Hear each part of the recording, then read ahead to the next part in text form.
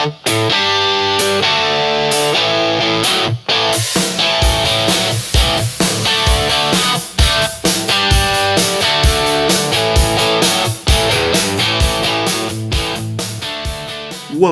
everyone, to another episode of the Languages Pedagogy Podcast.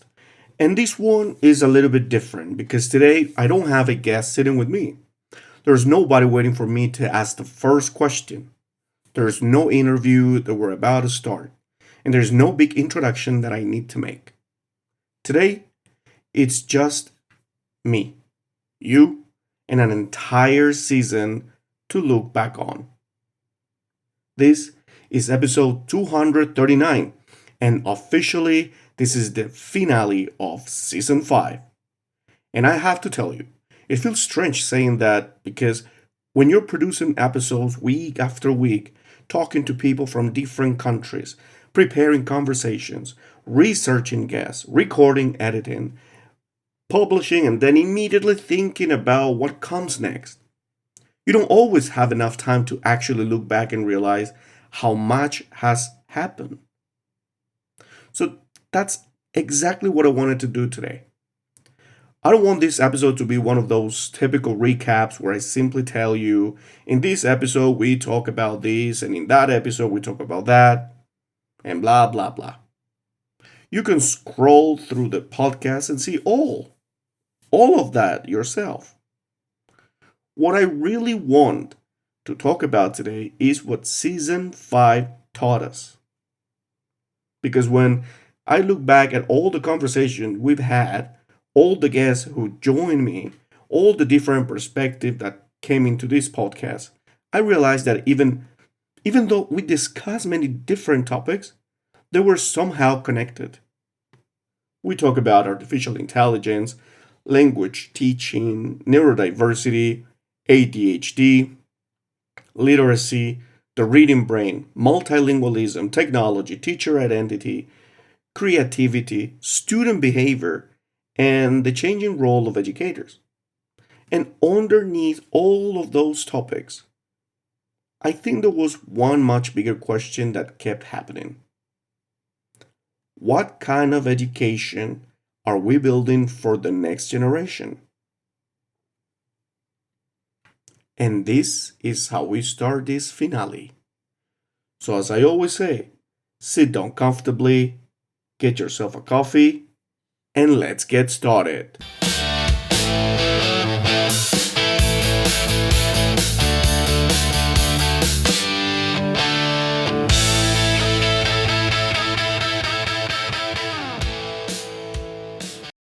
So, I think that's a question worth spending some time on. Because education is changing incredibly quickly right now. Our students have access to things that we couldn't have imagined just a few years ago. Artificial intelligence can explain grammar, translate languages, generate exercises, correct writing, create lesson plans, simulate conversations, and give students feedback almost instantly. And naturally, that creates a lot of excitement, but it also creates uncertainty. During this season, particularly through the conversation surrounding AI and educational technology, one thing became very clear to me. I don't think the important question anymore is whether artificial intelligence is going to change education, because it already has. The more interesting question is, what are we going to do with it? Because technology by itself doesn't create good education. You can have the most advanced AI platforms in the world and still design a terrible lesson. You can generate 50 worksheets in 30 seconds, but if those worksheets don't make students think, communicate, or engage with the language, then we've simply found a faster way of producing bad materials. And that's something I've thought about a lot throughout this season. Technology can help us tremendously, but technology still needs direction. It needs pedagogy. Teachers who understand why they're using it and what they want students to achieve. And perhaps that's why I finished season 5 feeling even more optimistic about teachers than when I started. I gotta be realistic with myself, honest with myself. Because sometimes when people talk about AI, there is this idea that teachers are somehow becoming less important. I actually think the opposite is happening. If information becomes easier to access, then the teacher doesn't disappear. The teacher's role simply becomes more sophisticated. Our job isn't just to give students information anymore. Information is everywhere. Our responsibility is increasingly about helping students understand information, question it, evaluate it, connect it, and connect it to other ideas as well. In other words, maybe teachers are moving away from simply being providers of information and becoming something closer to architects of learning. And I think that's incredibly exciting. But technology was only one part of season 5. Another subject that really stayed with me was neurodiversity. We had conversation about ADHD, different ways of learning, attention, behavior, and the way different brains process information. And those conversations reminded me how dangerous it can be when education assumes that every student should learn in exactly the same way. If you have taught for any amount of time, you already know that's simply not true. You can put 20 students in the same classroom, give them the same teacher, the same textbook, the same instructions, and the same amount of time, and you will still have 20 different learning experiences happening in that moment. One student understands immediately, another one needs an example, another one needs to see it visually, or another one needs to move or needs to have more time. Another one maybe understands everything but doesn't feel confident enough to speak. Another one might appear completely distracted while actually processing much more than we realize. That is why one idea from this season become particularly important to me as well. Difference does not automatically mean deficiency. Sometimes when a student doesn't fit the system, our first instinct is to try to fix the student. But maybe occasionally we need to examine the system. Maybe the question shouldn't always be, why can't this student learn this way? Maybe we should also ask, is there another way I can help the student understand? And I think that small change in the question can completely change the relationship between a teacher and a learner. Then, as we approach the end of season 5, we arrived at episodes 237 and 238, where I had the opportunity to sit down with Laura Morales and talk about the reading brain, bilingual literacy, neurodiversity, and language learning. And I think that was a beautiful way to bring so many of the themes of this season together. Because reading is something we often take for granted. And I remember actually right now about talking about this with Faye Cassell in one of the previous episodes as well. We say we're reading or we're teaching children to read as though reading were simply recognizing words on a page. But when you really start thinking about what happens when a child learns to read, it's extraordinary. You're giving that child access to ideas, to history, stories, culture, knowledge, and perspective that may exist far beyond their immediate environment. And when you add bilingualism or multilingualism to that process, it becomes even more fascinating. Because now that child isn't simply developing literacy, they're learning to navigate different linguistic systems. And in many cases, different cultural worlds.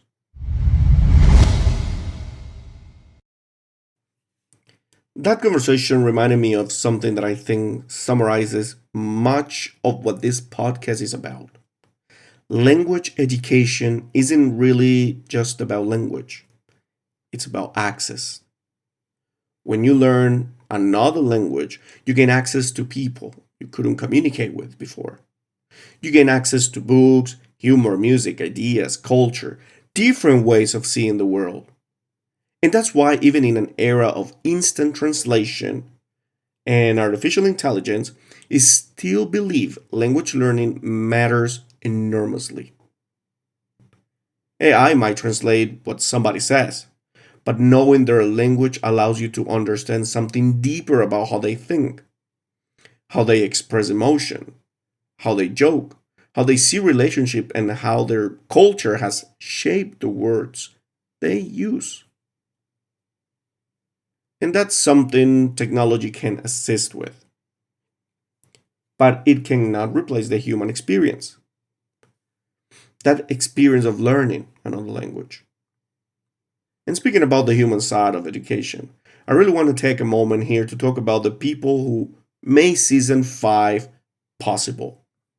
My guest. I genuinely want to thank every single person who accepted my invitation and sat down with me in this season. Educators, researchers, authors, specialists, innovators, entrepreneurs, and people working in different areas of education from different parts of the world. Thank you for giving me your time. But more importantly, thank you for giving this audience your ideas. Because that's something I think we sometimes underestimate about podcasts. You might sit down for a conversation for an hour, record it, close your computer, and continue with your day. But somewhere else in the world, a teacher might listen to that conversation weeks or months later and hear one idea that completely changes the way they approach a student. Maybe somebody listening realizes that they've misunderstood ADHD. Maybe another teacher changes the way they use AI.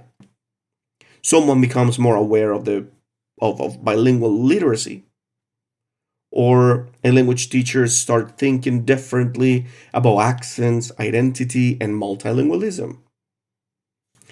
And educators who has been struggling suddenly hears another teacher describe exactly the same problem and realizes, okay, I'm not the only one dealing with this. That is why these conversations matter. And to every guest who joined me during season 5, I hope you understand that your contribution didn't end when we stopped recording. Your voice continues traveling. It reaches classrooms you may never visit and educators you may never meet. And I think that's something very special. I also want to thank you, the person listening right now. Whether you've listened to every episode of season 5, 10 episodes, 2 episodes, or maybe this is actually your first episode, thank you for being here. Because I've always wanted the Languages Pedagogy Podcast to become more than simply a place where I interview people. I want it to be a place where educators can think, a place where we can question things, where we don't have to agree about everything, a place where somebody can come with research, another person can come with classroom experience, or with technology, another with psychology, or linguistically. And we can put those perspectives together and ask, what can we learn from each other? And personally, that has been one of the greatest privileges of hosting this podcast. I have learned enormously from a guest. There have been moments during interviews when somebody said something and I genuinely thought, wow, I hadn't looked at it that way before. And I think educators need more of those moments. Because one of the biggest dangers in teaching is not making mistakes. We're going to make mistakes. The bigger danger is reaching a point where we believe we have nothing left to learn. I've been teaching for many years, and the longer I teach, the more convinced I become that experience should make us more curious, not less curious. Because students change, society, technology, the research develops also change, languages change, evolve. And the world outside our classroom certainly doesn't stop changing simply because we found a teaching method we are comfortable with. So perhaps one of the strongest messages I can take from season 5 is this: good educators remain learners. We don't need to follow every trend. We don't need to download every new application. We don't need to completely redesign our teaching every 6 months. But we should remain curious enough to ask ourselves, is there a better way? And humble enough to admit when the answers might be yes. When I look back at season 5 as a whole, I also notice an interesting paradox. The more we talk about technology, the more we ended up talking about humanity. The more powerful AI becomes, the more important critical thinking becomes. So, the easier it becomes to generate content, the more important creativity becomes as well. The easier it becomes to access information, the more important judgment becomes. And the more connected the world becomes digitally, the more valuable genuine human connection becomes. And the more sophisticated educational technology becomes, the more important it becomes that teachers understand the actual human being sitting in front of them. Maybe that's the real lesson of season 5. The future of education isn't going to be human versus technology. It's going to be about learning how technology and humanity can work together without allowing one to erase the importance of the other. And teachers are going to play an enormous role in figuring that out.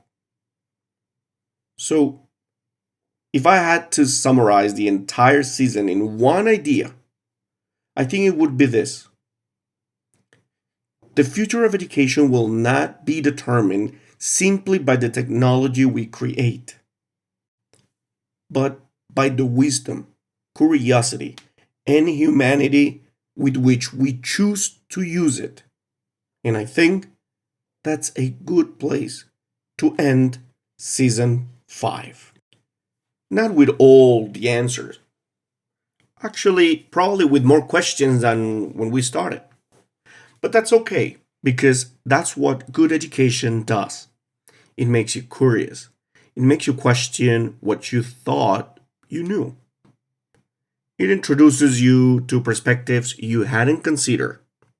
And sometimes it changes your mind. And now, of course, the big question is, what comes next?